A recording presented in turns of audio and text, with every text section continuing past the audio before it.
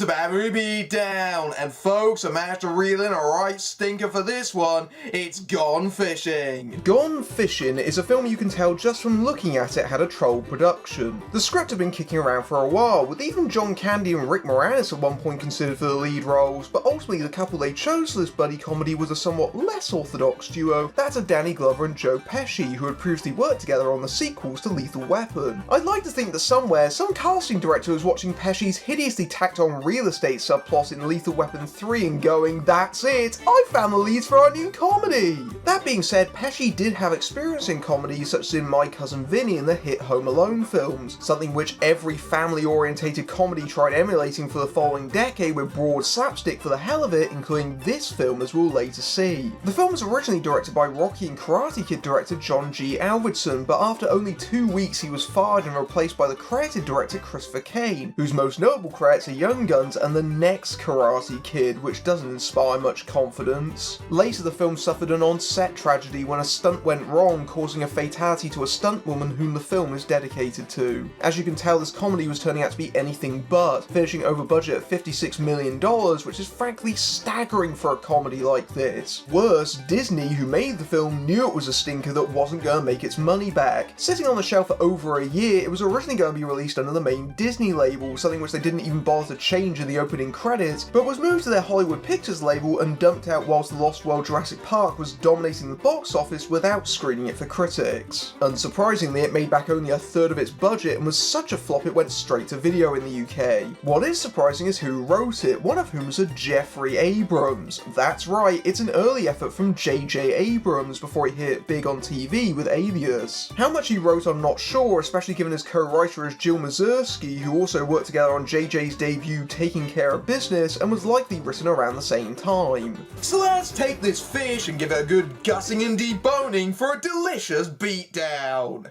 And even by my standards, that was incredibly forced. When our film opens, we first meet friends Gus and Joe as kids, and even their love of fishing started young. Not sure that's really a thing kids did, even back in those days. Oh, and underage smoking, that's a responsible message to send out. I told you not to be smoking.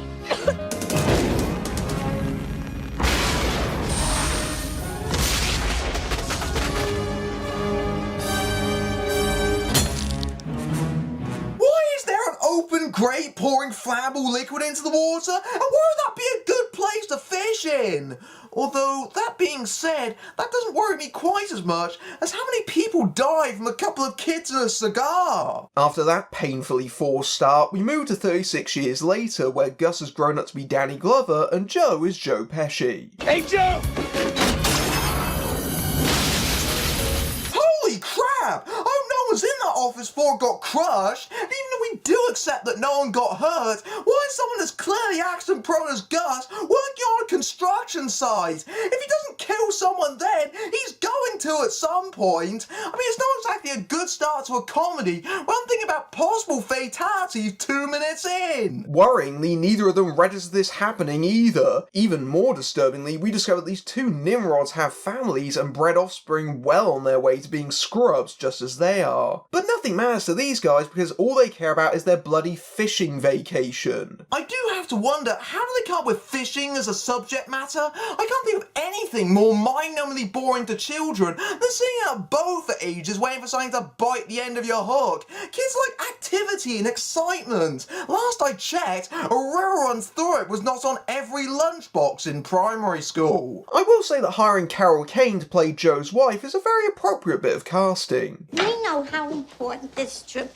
is to you. I'm worried that you're gonna end up in the hospital, something like last year. Or in jail like you did the year before. So these two have regularly got themselves into misadventures that have got them hurt, imprisoned, or potentially worse? How do they even manage to survive growing up? Let's alone managing to secure relatively normal lives. I'm not even certain they're smart enough to wipe their own asses. Maybe it's their wives that help them manage to do this, but frankly that requires a much smarter film. Joe and Gus are such lifelong friends, possibly only friends, that they literally live in houses next door to each other. But don't worry about these families too much, because with the opening credits rolling, they start on their road trip across the country going to Florida. Ah, well, at least the movie's set in the right state for the stupidity to follow, so these two should fit right in. Legend has it that alligators are vengeful creatures. They will become obsessed, not resting until they have successfully unleashed their retribution. I mean, they could follow you to the end of the world. What are they, voodoo alligators? If you blow up an alligator, do their relatives come back for a terrible sequel? Because the world does not need a Gone Fishing 2! I should also mention that Gus and Joe have not one but two catchphrases they keep ramming in at every opportunity. Holy smokes. Holy smoke. Holy smokes. Holy smokes. I swear, this one was gonna be a 10.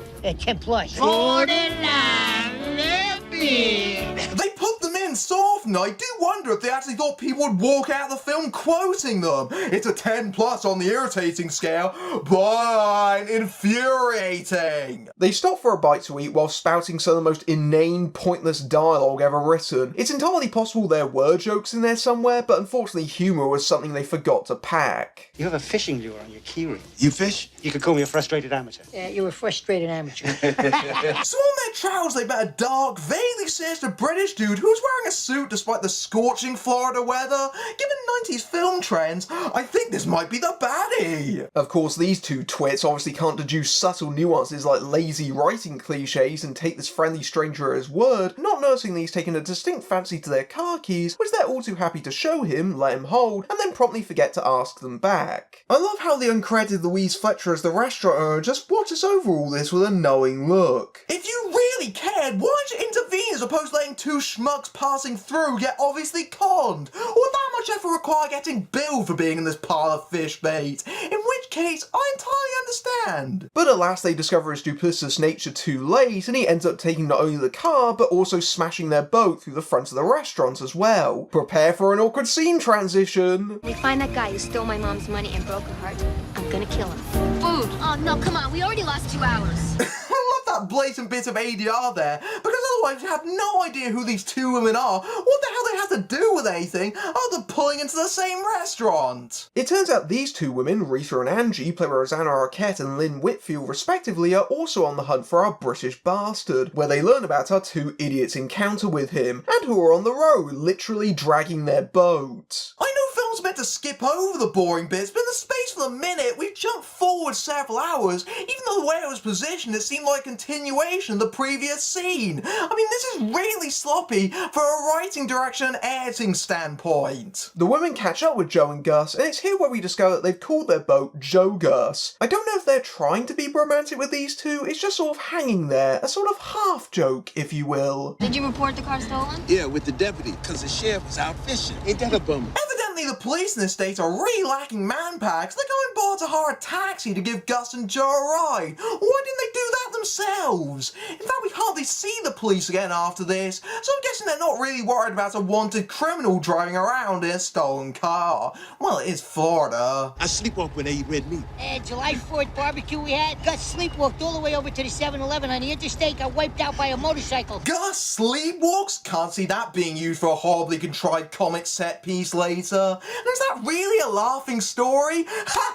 I was involved in a serious accident. I could have died in my sleep. It's the fact that I was in the hospital for weeks that makes it so funny. Obviously misreading their intentions, Joe and Gus are simply delighted to be picked up by babes, and especially at the remotest prospect they might be attractive. Dudes, you have wives! Stop trying to seduce women! Speaking of the awful dialogue, they also talk about Joe's bad memory and whether Gus tied the boat correctly, which are set up so transparent they're bloody opaque. And just to illustrate this point, when Gus tries to save the beer on the boat, even though he landed inside it and therefore are perfectly fine, guess what happens? If you guess the boat detaches from the car because the rope's loose, congratulations, you're smart enough to guess blatantly telegraphed jokes. Where'd they go? What? They're gone. How did you not see them screaming and shouting at the back there? You're supposed to be the relatively smarter characters, but you can't even check a rear view mirror? And no, I'm not going to do a women drivers joke, even if the opportunity is staring me in the face, thank you. Despite the fact that the laws of physics would mean they'd eventually slow down until they came to a stop, we're playing things by comedy physics, which means it keeps moving until they throw anchor, yes really, which latches onto a telephone pole and halts them. But they're not out of the woods yet, as it turns out they're on a train track, literally appearing out of nowhere, and have to quickly scramble to get off of it. Did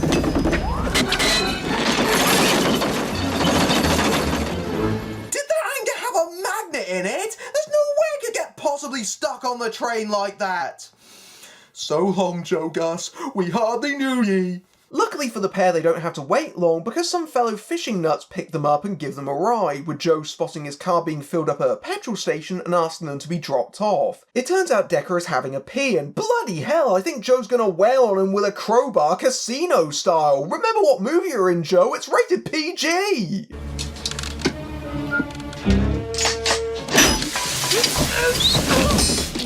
Hey, I got gun! I think the fact that Joe Pesci's running away screaming like a little girl from a guy carrying a gun is perhaps funny in a way the filmmakers didn't quite realise, given they presented it unironically there. Besides, he didn't know you were up there. You could have clocked him over the head before he even knew it. Oh yeah, I forgot. This movie's rated PG. Turns out Decker was stupid enough to keep his keys in the ignition, so they could have drove off without confronting him, or nearly giving a petrol attendant serious burns with another hilarious gag about setting things alight. Of course, the real reason Joe confronted him is so he can drop a pamphlet to where they're going, purely so the plot can keep moving forward. See if this guy touched anything. I'll kill him. He touched anything in his car. Hey, Gus, looks like it's got blood on it. Hey, we could use it to scale our fish. Seriously? You find a bloody knife that clearly belongs to the guy who stole your car that likely would have been used in a serious crime, and all we can think about is using it to gut fish? Yeah, I know that's the joke, but it's a bad one, because even for a bunch of total morons, things carry weight and significance. They're so oblivious, it's not funny at all, just grating and irritating. Oh, and nice job getting your fingerprints all over it too. It turns out the Glory Glaze Lodge they're going to is actually a glorified trailer park, having been wrecked by a tornado. That apparently was all the jokes they needed because they forgot to write any for this scene, allowing the Foley guys to just use their stop fly sound effect instead. Why don't you go somewhere else? Just because you got a coupon doesn't mean you have to stay there. Gladys Sussner was found dead. This man is the prime suspect. Look who it is. Are still searching for Decker Massey and the murder weapon. And knife. It only took you a TV news report for you to figure out that this was a blatant bit of evidence. And considering this was at one point a Disney flick, the fact the bad guy is actually a murderer seems quite dark and ill-judged for what is mostly an innocent, light-hearted comedy. Decker follows them to the Glory Glaze Lodge and discovers from the owner that they've gone out to buy a new boat. What follows is 7 minutes of absolute tedium where they get hustled by a salesman that seems to be doing an impression of Phil Hartman, but nowhere near as funny. This goes on for ages and it's painfully dry. The only notable thing that happens is that there's an appearance from Joe Pesci's ex-wife Claudia Harrow as a hot babe, and who in real life is now in prison for attempted murder. Well, that certainly adds a whole new dimension to the look but don't touch gag running through the scene. They ultimately buy the extortionately priced boat on the condition it has a 30-day return guarantee. But of course we can't actually allow them to do any fishing, so we go right into wacky antics as Gus accidentally breaks the accelerator, sending them hurtling on a runaway boat. Yep, they brought an overpriced piece of crap that keeps breaking, bet you didn't see that coming from the next town over. There's one bit where you can clearly tell Pesci's climbing up a pole rather than any illusion of actually going so fast that he's hanging off. It's that pathetically laboured and badly staged. Joe, tonight, get the knife, get it! You could get it, Joe! I can't believe we're seeing through an utterly useless comic set piece that has nothing to do with the narrative, except to get the last 15 minutes of plot development. And why didn't they hand in the knife like they were planning to? I hope they weren't still going to use the gut fish and then hand it over to the authorities. The hijinks conclude with them being chased by angry boaters, sending them flying back onto land and right back to the salesman, where they promptly return the boat as it falls apart. That was 10 minutes of completely pointless filler material that I'm pretty sure just ran the script as insert boat chase here because they couldn't bother to write any more gags. At this point, a film where two blokes simply fish for 90 minutes would be more enjoyable. They just bought a boat and destroyed it in less than an hour. Now they've got my map. It might take me another day to find them, but I will find them. Why would it take you a day to catch up to them? The way you described it, you make it sound like you knew what happened because you watched them do it. I love how it actually have to use a second MacGuffin of a map because they pissed the plot away. They might as well have thrown the script overboard whilst they were at it, but at least then nothing of value would be lost. Sure enough, they pop a flat tire, and whilst doing a change, Joe finds the map to the money and jewels Decker had stolen in the back. Why is there a treasure map? Decker has a mentally challenged brother. No, that's not a joke, that's the actual explanation. Figuring they'll be rich if they turn that in for the rewards, if they turn it in I should add, they decide to trade up their accommodation to the Rod and Gun Club, which sounds like an NRA hotspot if I ever heard one. And of course, the setup is that it's a snooty hotel that tries to fob them off by telling them that all the rooms bar the presidential suite are taken, which they check in for anyway. Maury Chalkin also makes an uncredited appearance as a waiter for their dinner.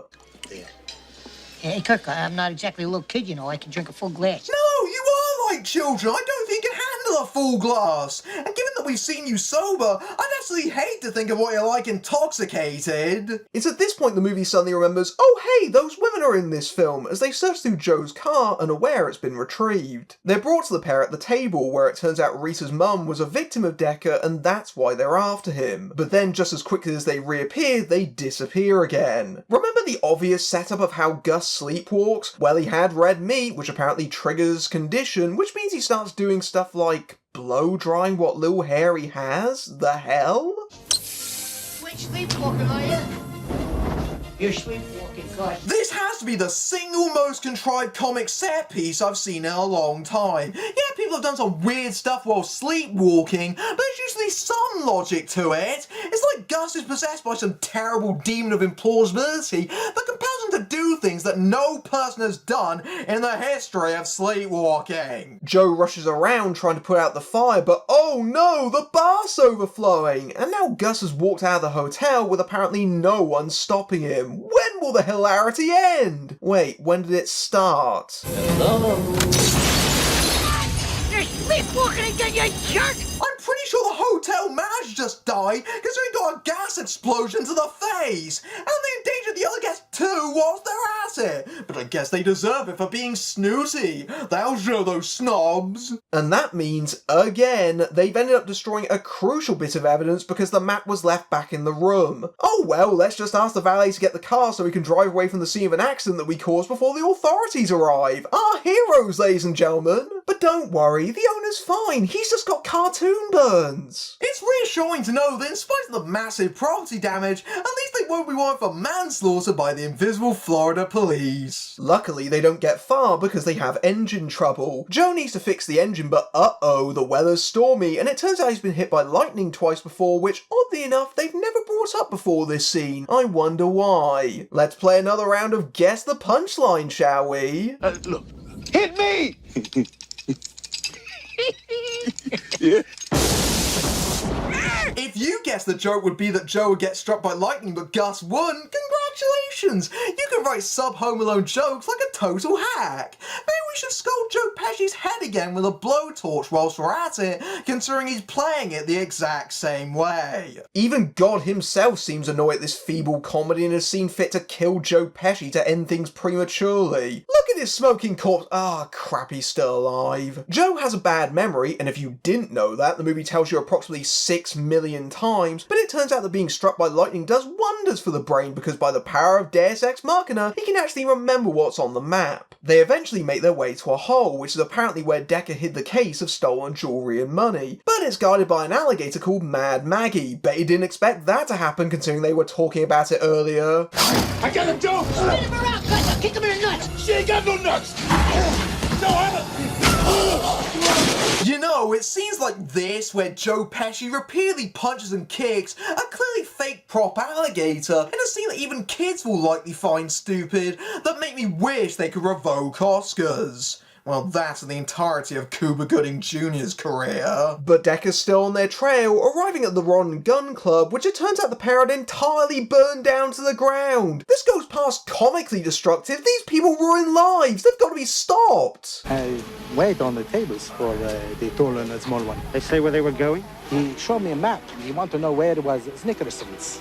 You tell them that I love them very much and I want to see them again. Seriously? A creepy gay joke in a family comedy? Where the hell did that come from? I'm starting to understand why Maury Chalkin is one of the many character actors that decide to go uncredited. Decker catches up to them and whilst holding them at gunpoint retrieves the case and forces them to push Joe's car into the swamp. Decker takes them to his cabin and ties them up and actively threatens them with violence. If you're asking, why doesn't he just kill them? Clearly someone on the production team spotted this too. I could kill you now, but it's not worth it. The alligators will probably get you. Hi, obviously ADR line that was clearly tacked on at the last minute to fill in a blatant plot hole. I mean, these guys have caused you several days worth of trouble, and you have no problems conning and killing women. The scenario should end with both Joe and Gus getting shot in the head. Done. And that may sound like a downer ending, but think of the innocent lives that Decker has saved from these two. Whilst tied up, Joe and Gus finally learn to appreciate their families instead of fishing or something. I don't know, I can barely understand what they're rasping about at the best of times. Sounds like somebody's gonna rescue us, Joe. Hey, you remember that movie Deliverance? Joe, I don't wanna squeal like a pig. Between this and The Marine, if your film's set in a backwater swamp, you must make a reference to Deliverance. I hear that non-existent child audience for this film and their parents really appreciate references to Ned Beatty's sodomy. But it turns out it's not some hick, it's Willie Nelson. Yes, he plays a fisherman idol of Gus and Joe called Catch, who has literally appeared for only 30 seconds on our TV screen up until this point. The gag here is that he's depicted evangelically, but I think those blinding lights have seriously disorientated Willie because he doesn't look like he knows where he is right now. Well, that or the drugs. He frees the pair one-handed and takes them back to their sunken car since he's such a naked deus ex machina that the movie has to lampshade it. Hey, Catch, we gotta catch him. You will catch him, Joe.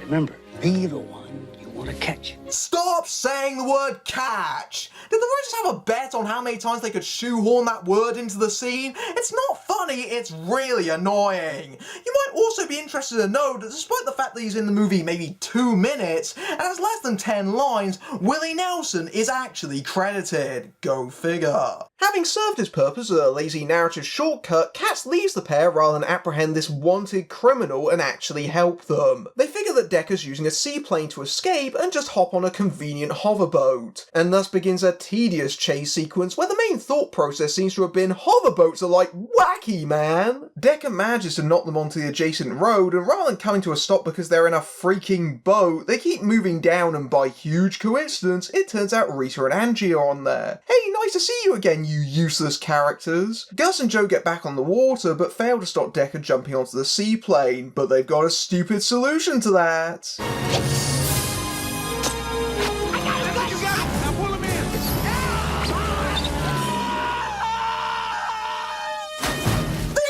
Fished in the villain? He had the hook lodged in his shirt for around a minute, yet made no attempt to pull it out. And I'm also pretty sure a seaplane taking off is going much faster than a hoverboat, so Joe's fishing rod should have been yanked out of his hands.